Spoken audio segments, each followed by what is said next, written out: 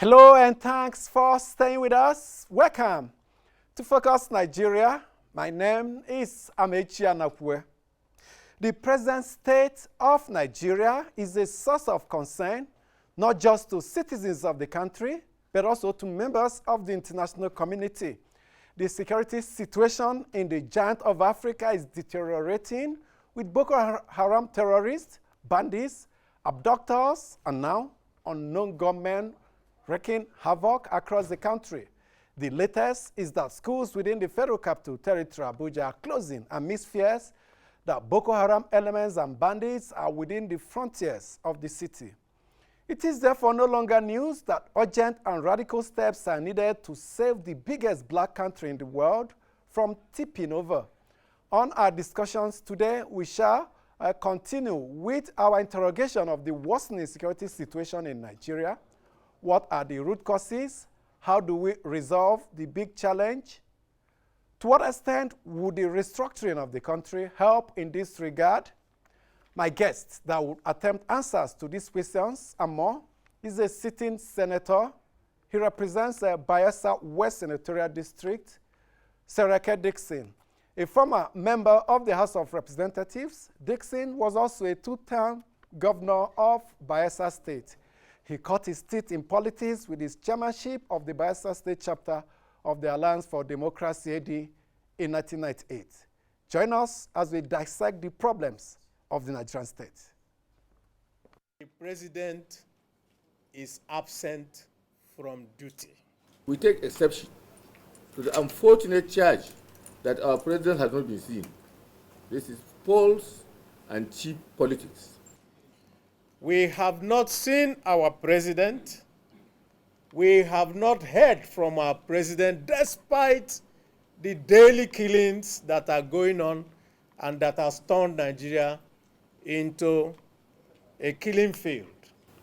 Mr. President and the service chiefs are meticulously busy every day and every night in deliberations and actions with a view to addressing the security challenges across the entire country. Similarly, Mr. President had always made statements to Nigerians on all major security incidences and assuring Nigerians and indeed the international community that he is on top of the game and that he will continue to do his best in making sure that the security challenges are tackled head-on. We also, as a caucus, want to put on notice to all Nigerians and the international community about the threats to the lives of our members, to those who come out to say things that are true about the state of Nigeria today. And these threats have come in various forms, including threat to life. It is a well-known fact that the federal government under the PDP refused to invest in the security infrastructure of the country, while Mr. President under the APC-led government had massively invested in this regard, more than any other past government, including the military. And we are confident that the nation will surmount its current security challenges. And we call on the APC government that they, prior to the time they became the government of the day, were let and were free to go around and say what they wanted, express themselves, and were able to even do a march, a demonstration led by the president himself. The federal government is aware of the challenges and is working assiduously to massively get the economy working for Nigerians through agricultural intervention projects, infrastructure development projects, and social interventions to use the pains of the economic downturn on ordinary Nigerians. We therefore call on our distinguished colleagues, and indeed all Nigerians, to join hands with us as we prefer solutions to these hydra-headed security challenges.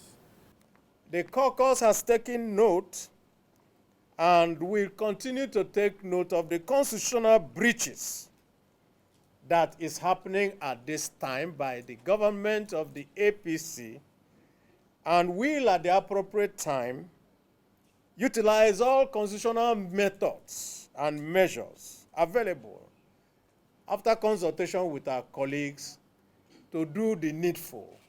We accordingly wish to remind them that blame game and threats of constitutional measures in court are unwelcome and will not help in any form to address the challenges the nation faces currently.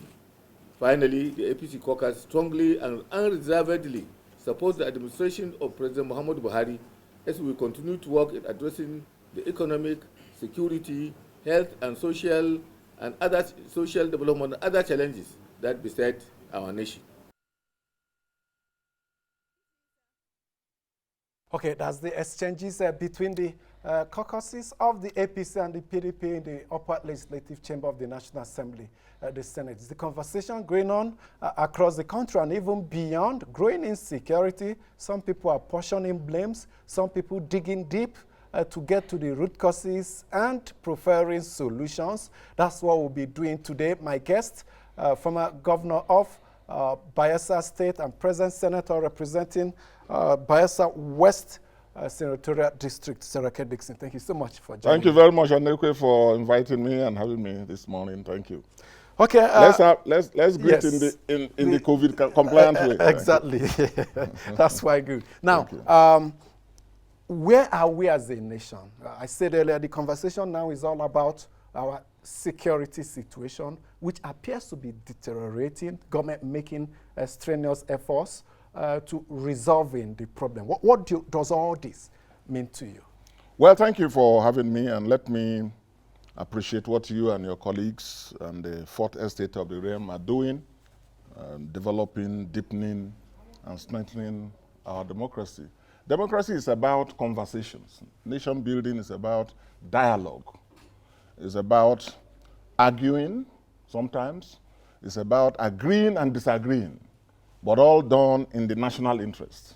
And that's why you had the conversations that you showed just now from the two caucuses, who are wonderful gentlemen, you know, who are patriots and colleagues who are doing their best. Now the country is, we're going through very trying times, there's no doubt about it. And it's a combination of a lot of factors. Factors that are economic, factors that have to do with now breakdown of law and order and threat to national security and stability, and then also things that have to do with the foundation of the country, the structures of the country, the constitutional systems that we have operating in the country. So it's a combination of a lot of things. So, well, yes, it's good to say we should focus more on the solution, because the blame game is not helpful. It won't help anybody. It's not helpful. But perhaps it could help in leading us to the sources of the problem. Exactly. Yeah. But even at that, we need to be very clear about who to blame. The president, commander-in-chief, and the ruling APC. They are running the federal government. What I mean is the executive arm. They have majority of the National Assembly. So we should be very clear about that, even though in the national interest, we don't want to do the blame game. The buck stops at the president's table, especially on matters of security and economy.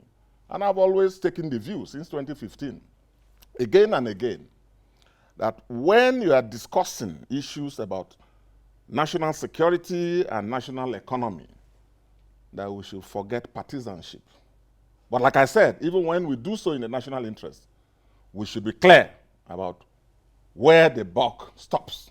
Yeah, you've said it clearly. Some others have also said. So the president has to take responsibility. President has to take leadership, most importantly. And talking about leadership, about what has not done, what has not been done, let me remind all of us about, maybe sometimes the president doesn't, is not given that much credit. But I was governor until recently, you know. And the way and manner the president took leadership on salvaging the Nigerian economy that was in distress between 2015 and I think up to even 2017, 2018. It is a miracle that this country didn't collapse. And I know what I'm saying. Even as governor of a state that people think is having, you know, derivation funds and so on, maybe about number 3 or number 4, depending on what happens, we couldn't pay salaries. State governments were struggling. The federal government itself was struggling because of a combination of factors. The oil price slump, the security situation in Niger Delta at the time, and then the change of government that made a lot of investors to be skeptical. A number of them pulled out, and the new governments talk about corruption, blah, blah, blah. Everybody was branded corrupt. So a lot of things, people were scared, and they left, and the economy collapsed. But The prudence then demands that Yes. perhaps we should have done more. Yeah, the president took leadership. That's the point I'm making. Took leadership, issued what they call bailout funds to enable states to survive. It's only 1 or 2 states that on their own could have managed that period.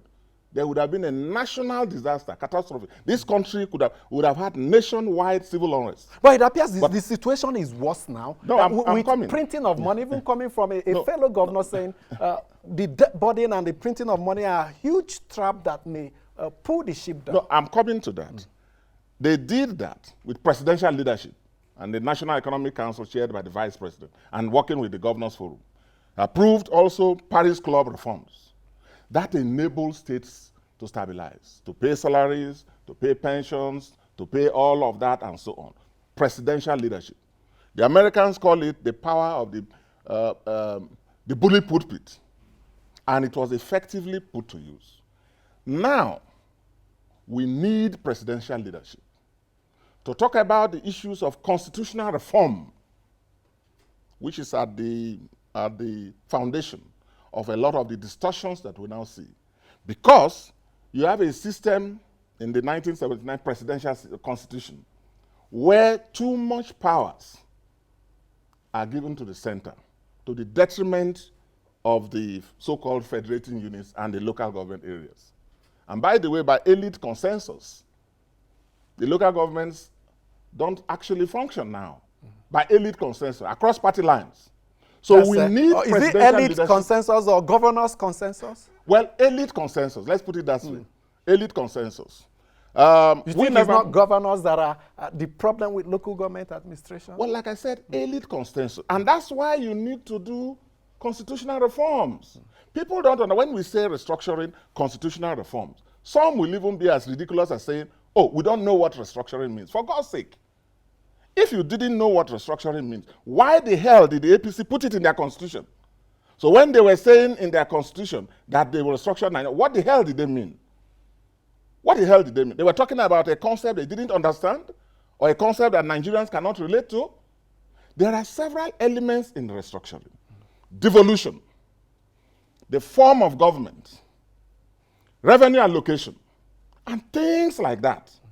So what you're saying in effect is that the way and manner the president intervened at the time we had a recessed economy to pull it back, he should also do so at the political level. He should do so and exercise presidential leadership.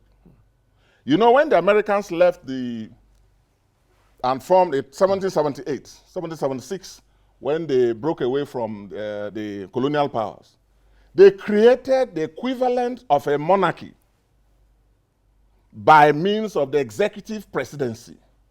The executive presidency, the presidential system that we operate, is a quasi-monarchical system. The president is like a monarch, okay, with executive powers and all that. Very little controls. Enormous. Very enormous. So the president is not just president, he's commander-in-chief. He's the head of state. He's the leader of the country. All these in one man. But they tried, the Americans, the founding fathers of the American nation, they tried to put some checks and balances here and there, separation of powers, checks and balances, impeachment, and meanwhile, no president in America has been impeached, you know. So, but those things were there. No, so the entire constitutional process not exhausted. Exactly. So the president of Nigeria has enormous powers. He cannot pull back, be in his shell, and not show leadership. He has to come out and use the power of the bully pulpit to rally the nation together, to inspire the country. To bully the nation positively? Well, that means putting the power, the positive influence and authority of the presidential power to an appropriate cause. That's what it means. For example, yes, I wanted you to go into specifics. Yes, specifics. The steps. Using the bully pulpit. The president's party has done a very exhaustive job in the area of restructuring. At least one component of it, a critical component of it, devolution of powers. When the APC, I think, rightly did what they promised in their constitution by saying, okay, set up a committee chaired by the governor of Kaduna State with my colleague and friend, Senator Adetumbi, as secretary, and other members. And they did a very exhaustive work. They went as far as even drafting legislations that can bring that to be. What we need is presidential leadership. The president's party promised restructuring. The president's party campaigned on it. The president's party has majority in the National Assembly. And the president's party has brought a roadmap for that. If you devolve as proposed, even by the APC, you won't have a situation where governors every day will be crying with hands on their heads, like widows, crying because they are helpless in the area of protecting the citizens of their states. Like Governor Tom is crying every day. Or recently, like the governor of Niger State, he says or the governor of Oyo, or the governor of Ondo. Otom says he would cry no more. He has empowered and enabled a 2000 Act that allows a vigilante, and he says the people henceforth will protect themselves. Well, so, apparently the governors are not as powerless as we believe. No. Instead of having all these regional things that are going on, Amotekun, Ebubeago, and what else you may have. Maybe we'll exhaust all the animals in the bush, you know. And also in addition to what the governors are also doing, different vigilante this and that. What the president should do by showing leadership is by drafting a legislation straight. As a bill? Yes, as a bill. A presidential, an executive bill. That's what I mean by leadership. Taking the lead and rallying the country behind it. First of all, rallying the party. His party has comfortable majority in the National Assembly. When he does that, for example, he takes up the issue of herdsmen who are terrorizing communities. He has to show leadership. Not only condemning it, he has to condemn it effectively and then match his words with action and then back it up with political leadership. An executive bill clearly outlawing open grazing in Nigeria. And let me tell you this, maybe people don't know. The National Economic Council, perhaps on that note, is it not a state responsibility issue of open grazing and all that? No, listen. You are talking of national security. You are talking of national security. And instead of allowing states, regions to come up with this, Amotekun, and this and that, and with all the associated insinuations. And you know, in this day of social media, you have to be very careful. Social media and fake news. Absolutely. People come up with stories that can inflame the nation. People come up with stories and then import pictures from other places and concoct stories. If you are not careful, there will be reprisals across the country. And I hope the national security agencies are alert to all that danger. That's why presidential leadership is important. You can't do without it. Now, that report by the NASS Rufai Committee also suggests or recommended the creation of state police. Yes. So many other recommendations. Yes. What you're saying in effect is that the president should adopt that report, hand it over to the Attorney General, perhaps after the Federal Executive Council has deliberated over it, and send it as a bill to the National Assembly. The president could have done that a long time ago. And I've been talking so much about that since even before the report was submitted. That look, the magnitude of the issues we are dealing with are such that You can't afford to say that, oh, the president is not a lawmaking arm. Let the parliamentarians, lawmakers, constituents put pressure on their people, and so it's never done.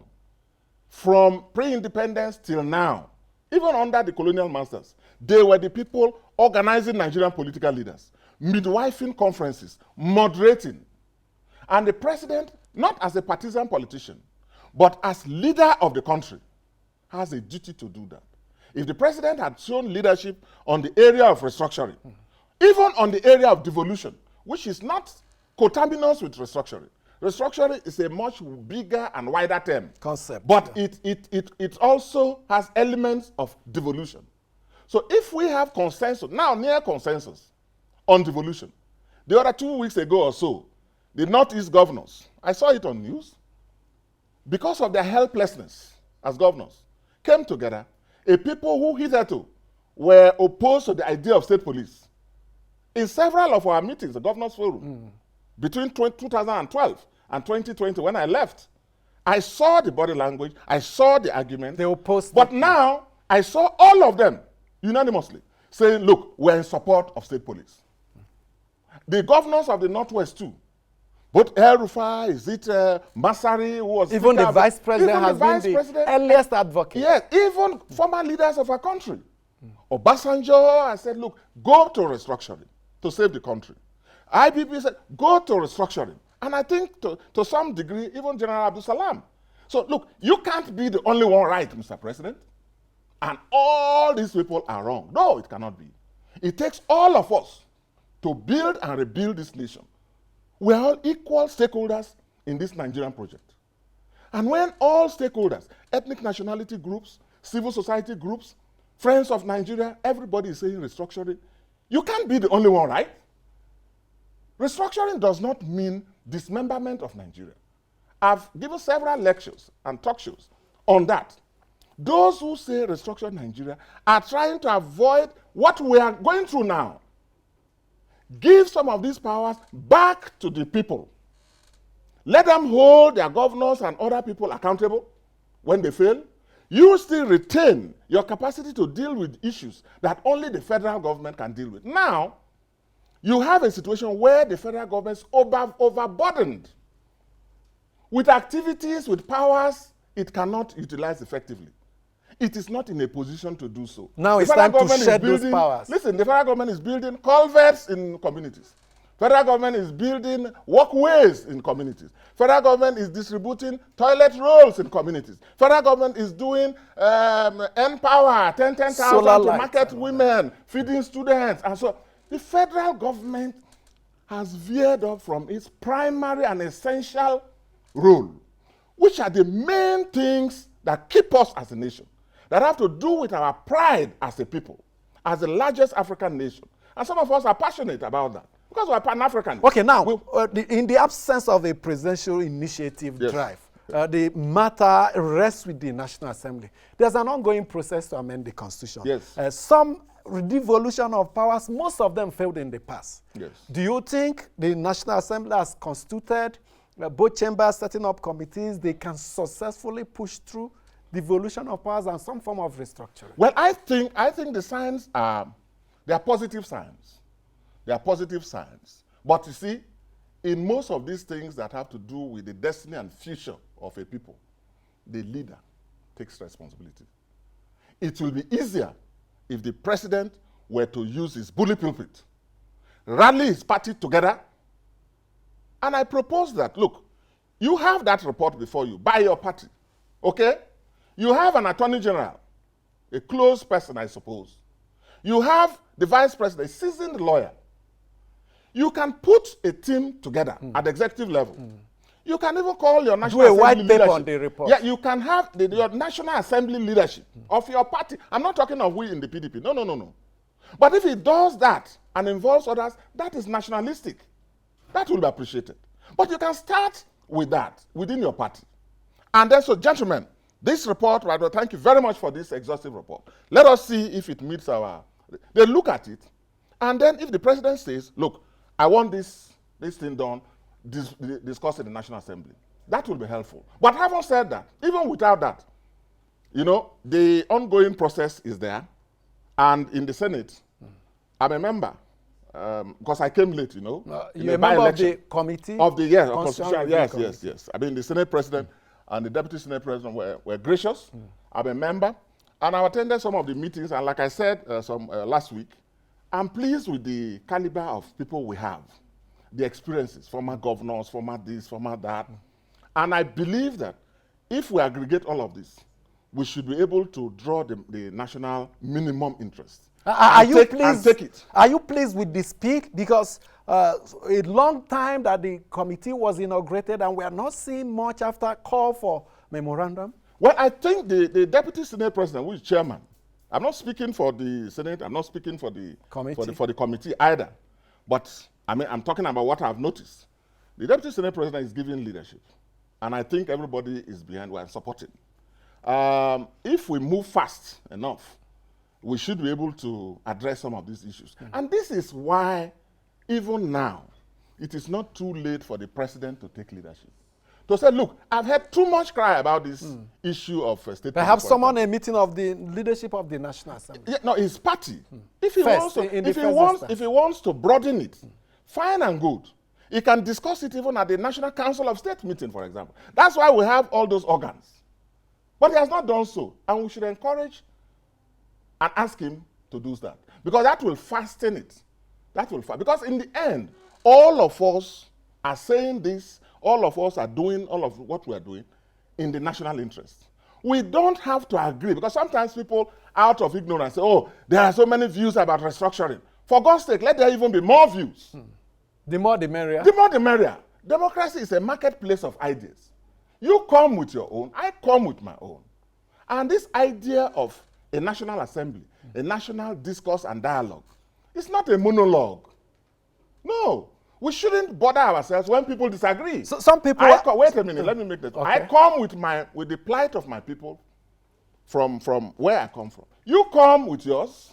You come from Nakasarawa. You come from Sokoto. You come from Ogun. When we gather with all these various inputs and challenges, we devolve it. All of us, we dissolve it.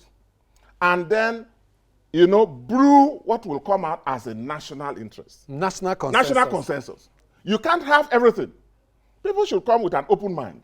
We panel beat it.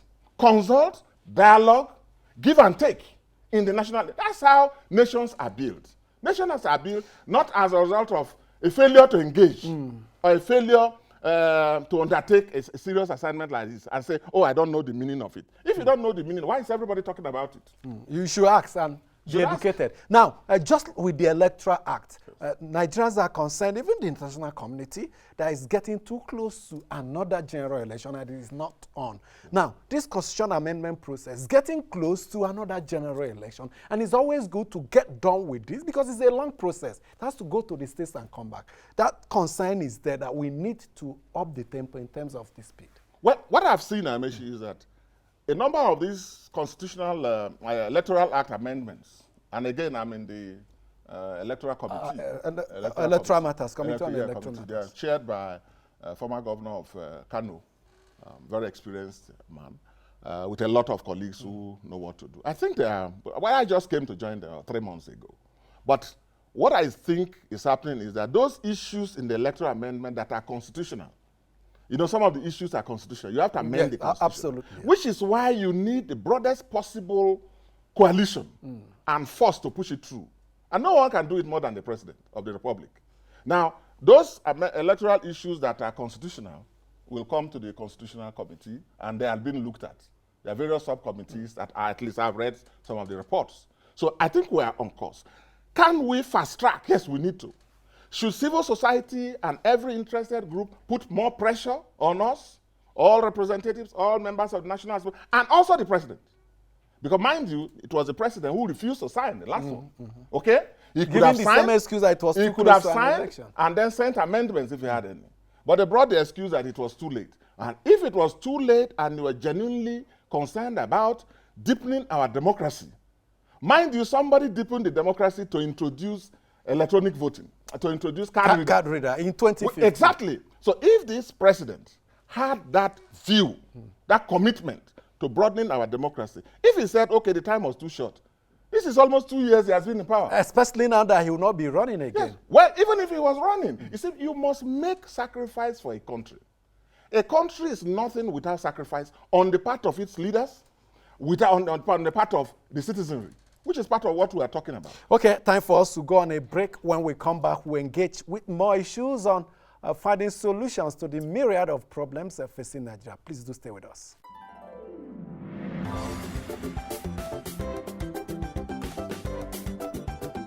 Did you know that AIT's social media handles have all changed?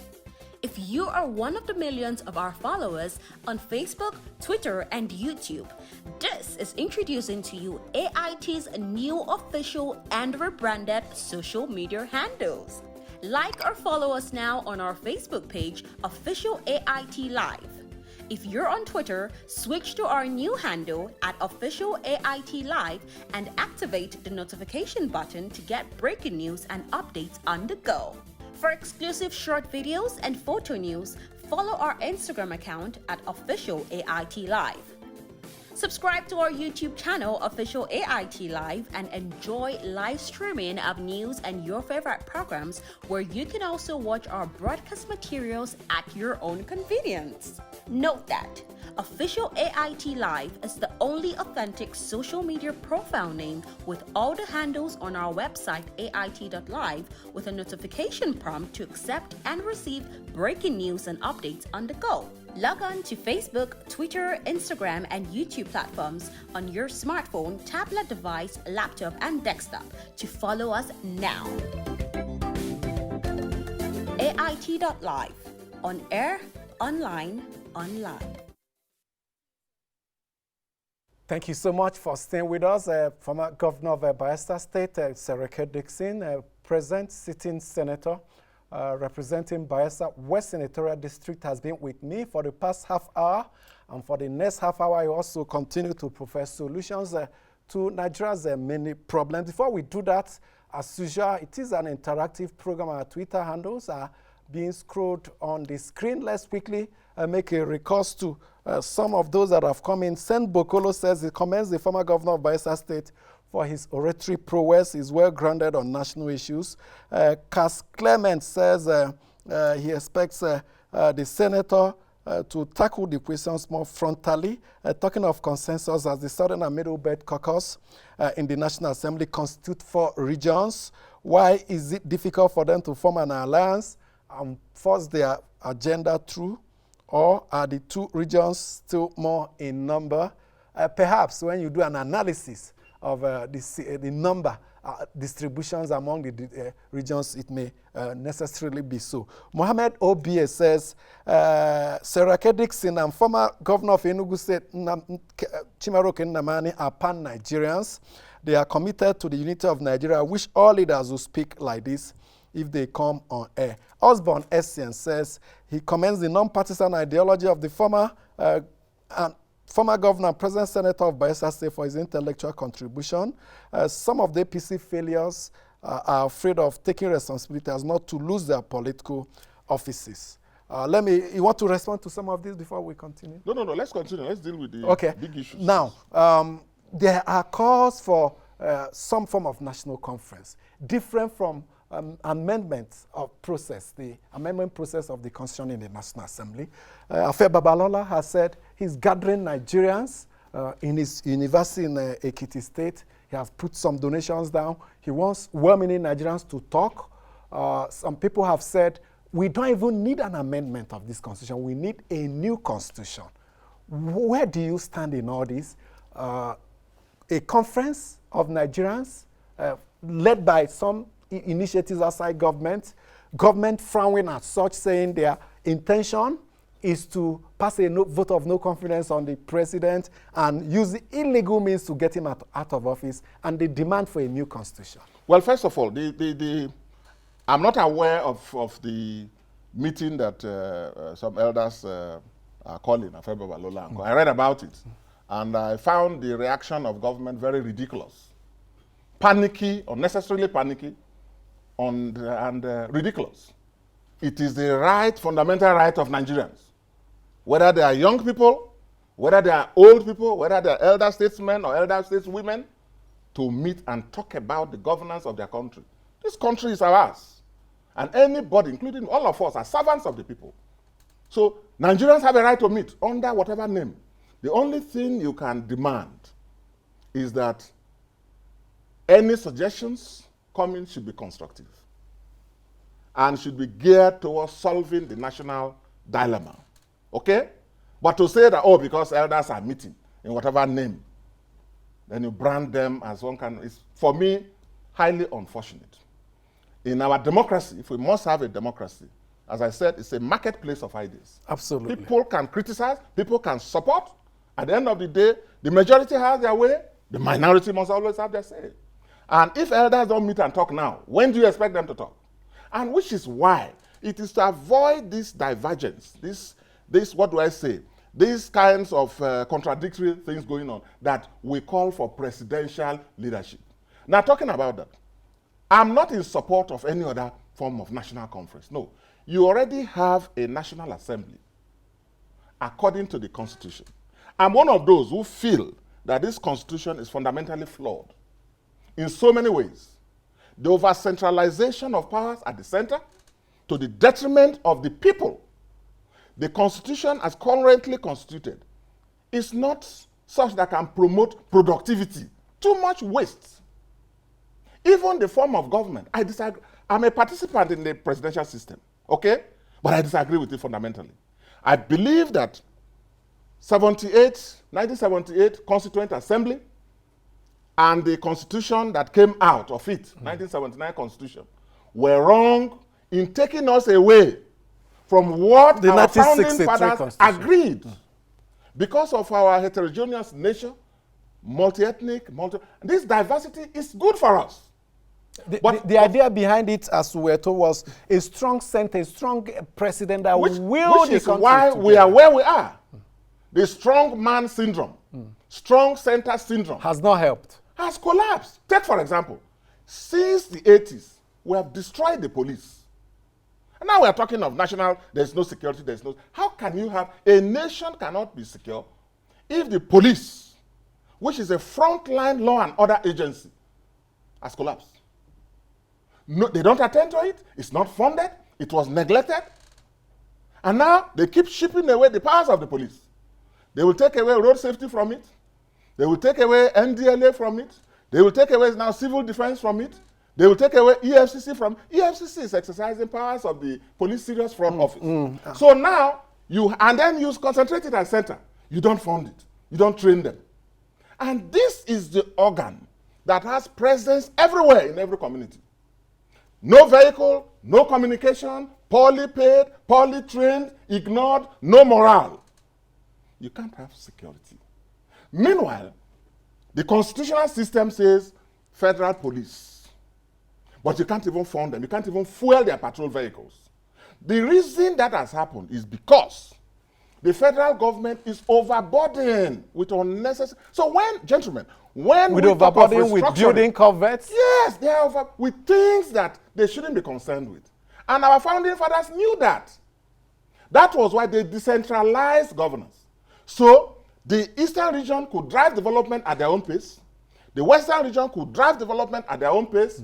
The northern region could drive development, and later the Midwest region. Now, if you're against it in national conference, just a minute. Okay. Now, the core duties of the federation, you can't perform them. Number one, national security, law and order. Failed. You can't perform foreign affairs and diplomacy. Go to all our embassies. When was the last time Nigeria acquired embassy buildings? Before this 1979 Constitution, presidential system. So this is why we say restructure Nigeria. We are all believers in a big, strong Nigerian nation. And I've said over and over, if it were possible for people like us, we want even Nigeria to be bigger. Because you need a big African nation that can play at the global level. That's the argument now. Yes. That restructuring, can the amendments the amendment process guarantee it? Or you make mention of the 1963 Constitution, Yes. which some people are saying, for us to get there, what we need is an entirely new Constitution, not piecemeal incremental amendments. I agree. I was in the National Assembly, 2007. In the House of Reps. In the House of Reps, chairman of the Justice Committee at that time, for all that time, before I went to be governor in Bayelsa. I concede that all the amendment efforts by the National Assembly from that time till now have been, well, they have brought some goods here and there, but has not been holistic enough, have not been fundamental enough in nature and character. So now, I can see people talking about a new constitution.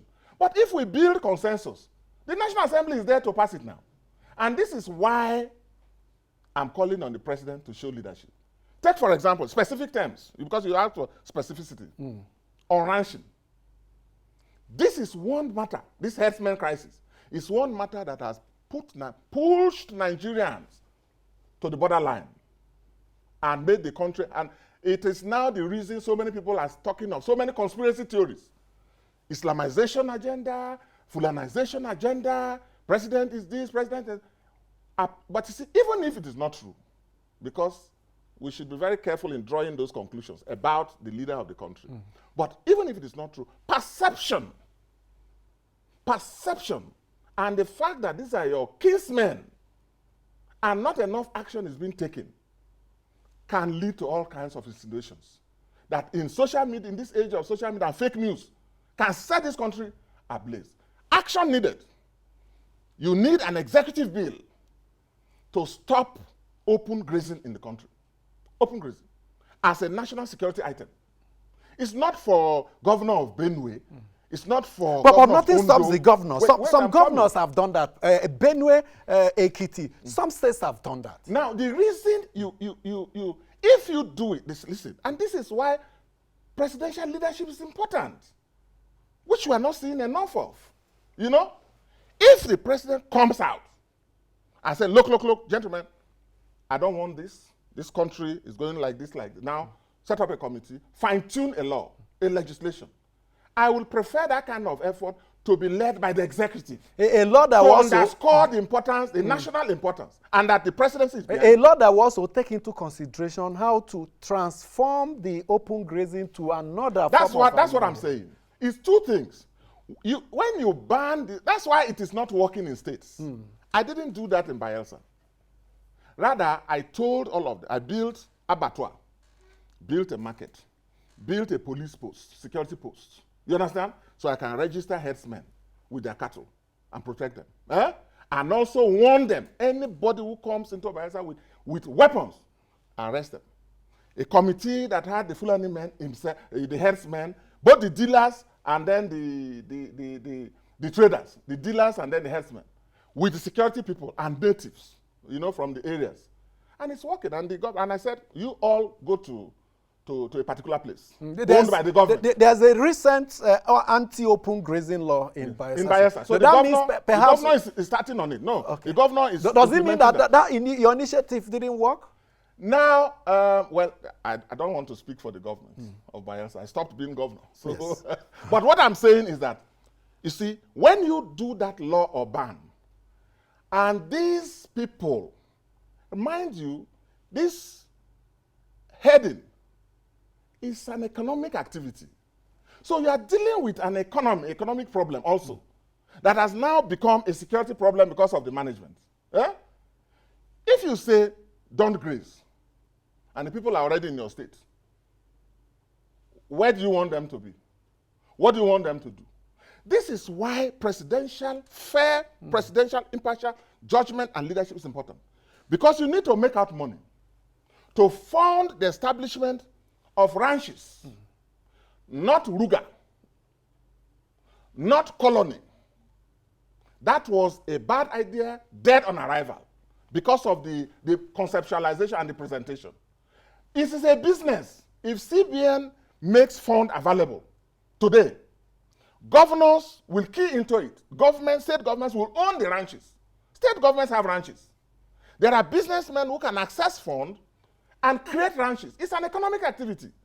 And any header coming into a state can put There are cattle there. Be registered, be protected. There is water for them, for the cattle. There is security for them and the cattle. And there's a market in it, an integrated development. Must it be a government initiative? The argument of some people is no that state government can have money to fund it. Yes. So I couldn't implement the plan B after doing, say, go there. Because, you see, I got some grass even from Kaduna to plant special grass. I said, I did a pilot scheme.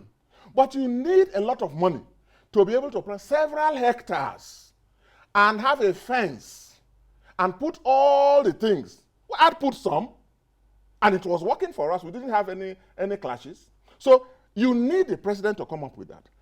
A law to ban open grazing, one, and you back it up with a federally generated fund to that businessmen, states, local government, even businesses the concern I raised earlier about this open grazing is that there was an attempt in the National Assembly to even ban it. But what we were told was that it is a legislation that is within the purview of the states. No, it is a national security concern. Recently, 3 weeks ago or 2 weeks ago, in the Senate, there was a bill that was passed, sponsored by a statesman from Nasarawa, the former governor of Nasarawa, Senator Adamu. Yes, which is seeking to create a fund from which those who want money to establish ranches and so on can be obtained. So if it was beyond the power of the National Assembly, why did we pass that law? It falls under the purview of what I have always referred to as the power of the bully pulpit. You rally the country to solve an emergency problem. If you allow states to ban or not ban, and you now create a, because it is existential, people are dying. People can't go to farm. So people are angry. Sentiments are aroused. If you allow this, then people will say, don't enter our state. Leave our state. And you can't, because by the Constitution, there's freedom of movement. Across West Africa. Across West Africa. The ECOWAS protocols, which was why I didn't go that route. I didn't go that route. But what can stem the tide is presidential effective leadership. To say, look, gentlemen, fine-tune a law, get your leadership involved, your attorney general and everybody, and the vice president, who is chairman of the NEC, because this is an economic issue. Look, people, you can say anything, but you see the genesis of this, part of it. Huh? There are so many theories. The Lake Chad is drying. The Lake Chad, not many people know that. The Lake Chad supports 25 to 30 million livelihoods. So some people believe Africa, the receding Lake Chad is part of the reason why Boko Haram sprang up in the first place. Because it will lead to insecurity. The Lake Chad and the Sahel have now become the hotbed of insurgency. Whether you're talking of Boko Haram, whether you're talking of ISWAP, and several groups that are drawing inspiration from them. Is there a link between the restructuring you're proposing and an end to the growing insecurity? In other words, can it help to stem the tide? Oh, yes. If the president gives leadership, we can achieve devolution, for example, which is a component of restructuring. As I said, restructuring is a bigger term. It includes, for example, a discussion about the form of government. And I've told you my views. I don't believe in the presidential system. I believe we should have gone the way of India and other the one we initially agreed on. Yeah, what we initially agreed on. Parliamentary system. Yeah. You know why? Because the country will not be subjected to all these types of ethnic and religious manipulations. Where somebody is wrong, somebody is bad, somebody is incompetent, somebody is doing things antithetical to the national interest, and if you raise anything, you say they played the religious card, they played the ethnic card. You couldn't do it under Balewa because everybody elected their representative. There's no time you gather the whole of Nigeria. 200 million people with 500 million ethnic. You always need an alliance to form a government. Yes. And when you do that, everybody, all this playing to the religious sentiment, using religion to blackmail people who don't support you, that has been going on in this country, did not happen during the First Republic. No. Everybody elected their parliamentarian. Every party will field candidates from everywhere. And the leader, the majority party, runs the government. And you know what is important? Not only is it cheaper to run, you have the prime minister on his feet every day. If you being part of the debate. Oh, yes. In fact, he has to lead the debate. So all that is going on, this absence of presidential initiative and leadership that I'm shouting about, you can't have it in a presidential system. Because somebody in a parliamentary system. In a parliamentary system. But you see, the Americans created, while they were run away from the British colonial monarchy, they created a monarchy of their own. In the form of the president. In the form of the executive presidency. Then they were worried. They said, okay, this man may be like the queen or king, maybe too powerful. So let's add this. So they put impeachment, they put all these things. We imported a system that does not suit us. We need a system where we will have a parliamentary system. Everybody elect their legislators, they come to the parliament. And you see one other terrible thing we have done, and I reminded the Senate. This country is a nation of ethnic nationalities. It's a nation of proud Over 250 of them. Yes, proud African kingdoms, some of which have existed for thousands of years ago. The British came, the UAC, Lord Lugard, later, and then using the constabularies, whether you are talking of the Niger Coast Constabulary or the constabulary of the Niger Coast Protectorate or of the coastal Niger, our own, or the Lagos Constabulary. They use all these people to harass the kings, sign treaties, force them into subjugation. One by one, all the kingdoms in Nigeria, present in Nigeria, differently for pacified, as they called it. Some even pillaged, like Benin, Obavaron. So this is the history of the. Now, in your constitution, have you given a role to the traditional leaders, the real owners of Nigeria? If you look at the people who signed the amalgamation document, that's an interesting point you're raising. You will see the kings. Role for the You will see the kings. And the British were not, they knew what they were doing. So there's no way we can run a Nigerian society without roles for the people that were the constituent party in the first place. That's what you're saying. Yes. Look at Kanem Borno. It has existed for thousands of years. When the British finally came, they were assessing them from Tripoli. Some went from other places and went there. They met El Kanami on his stool. They met El Kanami, wrote letters to them, helping them to move around. The same thing when the Fulani Jihad had taken to root, the Sarki Muslimi, not the Sultan, it was the Lugard that called them Sultan. The Sarki Muslimi was there on his throne, administering territories, leading people, serving his people. They met him. So we have forgotten, look at Oba Benin.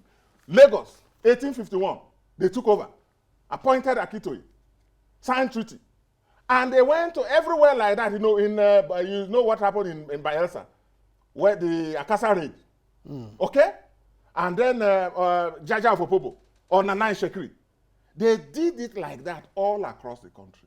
We need a role. We can't just wish them away, can't wish them like away. the British. Now, even when they try to incorporate them with their indirect rule system. The British recognize like you have said, in considering parliamentary system, we have to look at our unique characteristics. You have to evolve something a system that is peculiar to us. Let's leave it at that. Yes. We're out of time. It's getting interesting at the end. But can I have 2 minutes to summarize? 1 minute. 1 minute. Look, presidential leadership on national security.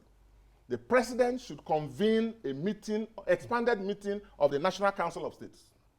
It should go beyond the required number, the entire National Assembly leadership. It should bring the entire judiciary leadership, okay? And bring the former presidents and leaders of Nigeria with all the governors, and even former vice presidents, if any, sit down with the service chiefs and analyze this. That's an expanded National Council and of State then, meeting. that is the power of the pulpit, address the nation.